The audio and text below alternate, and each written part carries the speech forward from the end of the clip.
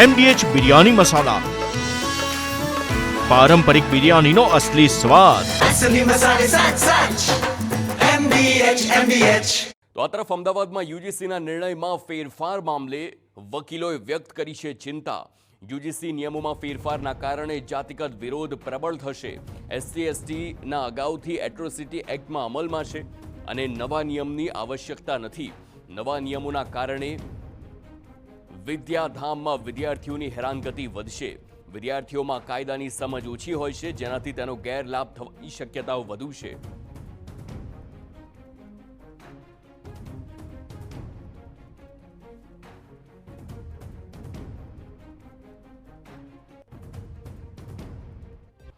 યુજીસીના નિયમોમાં કેટલાક ફેરફારો કર્યા બાદ દેશભરમાં તેનો વિરોધ જોવા મળી રહ્યો છે. ત્યારે અમદાવાદના કેટલાક કાયદા નિષ્ણાતો આપણી સાથે છે, તેમની સાથે સીધી રીતે વાત કરીશું.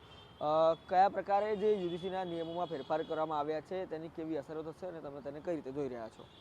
રોનકભાઈ, મુખ્યત્વે જે યુજીસીમાં ફેરફાર આવ્યા છે એમાં જે કમિટીની રચના જ્ઞાતિગત વિષયો જે હોય કમિટીમાં જઈને એનો રજૂઆત કરી શકાય ને એ બાબતનો જે નિયમો આવ્યા છે તે ઘણા અંશે એવા છે કે જે જ્ઞાતિગત વિખવાદ વધારી શકે છે. કેમ કે એમાં જે કમિટી બનાવવાની છે તેમાં પણ તે જ જ્ઞાતિના લોકો રહેવાના છે. તે કમિટીમાં જે પણ ફરિયાદ થશે તેનો તાત્કાલિક સુનાવણી કરી અને જે પણ ફરિયાદ થાય છે અથવા જો જે પણ ફરિયાદ છે ખોટી સાબિત થાય છે તો એના સામે ફરિયાદી સામે પણ કોઈ કાર્યવાહી કરવાના પ્રાવધાન નથી. માટે ખોટી ફરિયાદ થવાના શક્યતાઓ વધી રહી છે અને જે વિદ્યાર્થીઓ છે જેને ખરેખર હજુ ખબર નથી જ્ઞાતિ શું છે, જ્ઞાતિગત વિષયો શું છે, તેમાં જ્ઞાતિવાદ વધશે અંદર વિખવાદ વધશે તેની પૂરી સંભાવના રહેલી. ખાસ કરીને રોહિત વેમુલાનો જે કેસ આવ્યો ત્યારબાદ અન્ય એક કેસ આવ્યા તેને નાખીને આ નિયમો લાવ્યાની જે રજૂઆત છે તે કરવામાં આવી છે. એટલે કે વિદ્યાના કેન્દ્રોમાં આ પ્રકારે જે નિયમોમાં ફેરફાર છે તેના લીધે કેવી અસરો વિદ્યાર્થીમાં જોવા મળશે? રોનકભાઈ, મુખ્યત્વે જોવામાં આવે આ બધા વિષયો માટે already atrocity act, SC/ST special act already છે, તેના અંતર્ગત કાર્યવાહી થઈ શકે છે. પણ આ જે સ્પેસિફિક યુજીસી હેઠળનો પ્રાવધાન આવ્યું છે તેમાં વિદ્યાર્થીઓની અંદર વિખવાદ વધશે, ખોટી ફરિયાદોનું પ્રમાણ વધવાની ખૂબ શક્યતા રહેલી છે અને વિદ્યાના કેન્દ્રમાં જ્યાં ભણવા જવાનું હોય ત્યાં જ્ઞાતિગત વિષયો વચ્ચે અને વિખવાદ વધશે તેની પૂરી સંભાવના રહેલી છે. તમે કઈ રીતે જોઈ રહ્યા છો અને સમાજ પર શું અસરો થશે? યુજીસી એટલે એનું પેલું ફૂલ ફોર્મ જોવા જઈએ તો યુનિવર્સિટી ગ્રાઉન્ડ મિશન છે. તો એમાં જોવા જઈએ તો આ જેમ કે જ્ઞાતિવાદનું વધારો થવાનું સંભાવનાઓ બહુ છે. જેમ કે વિદ્યાર્થીઓ છે એમને એટલું કંઈ જ્ઞાન નથી કે એકચ્યુઅલી વસ્તુ શું છે, એમને કોઈ જાણકાર બી નથી આ વસ્તુથી. એટલે જે જનરલ કેટેગરી, હું જાતિવાદ ઉપર નથી જતો, પણ જે જનરલ કેટેગરીના છે સ્ટુડન્ટો છે, વિદ્યાર્થીઓ છે, એમને ઘણી તરીકે જોવા જઈએ તો નુકસાન થાય એવું છે.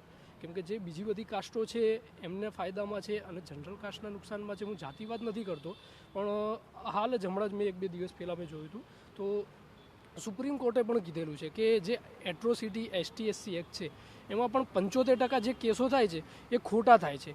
એ જે છે કે માનસિકતા અને જે બદલો લેવાનું ભાવના હોય છે આ કાસ્ટના કે અન્ય લોકોને, એ બદલો લેવા માટે આ કાયદાનો ઉપયોગ કરે છે. એવી જ રીતે જે હવે સ્ટુડન્ટોમાં પણ થઈ શકે છે એમ કે હજી તો એમની ઉંમર હજી આ બધું શીખવાની છે અને આ કાયદાના લીધે આ બધું હવે જે અલગ કાસ્ટના લોકો છે એમને આનો ફાયદો આ બધું શીખીને એ લોકો એમનો ગેરલાભ ઉઠાવશે તો બીજા સમાજ ઉપર તેની શું અસર પડશે એ જોવા જેવું છે. સ્વાભાવિક રીતે યુનિવર્સિટીમાં જે વિદ્યાર્થીઓ ભણવા જાય છે જેમને ખાસ કરીને કાયદા પ્રત્યે કોઈ વધારે જ્ઞાન હોતું નથી, પરંતુ આ પ્રકારે જે ફેરફારો કરવામાં આવ્યા છે તેના કારણે જાતિ વિષયક કેસોમાં વધારો થશે અને કાયદાકીય ગૂંચ પણ ઊભી થશે તે પ્રકારે કાયદા નિષ્ણાતોનું માનવું છે.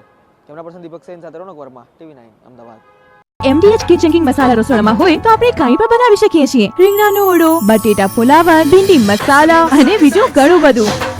MDH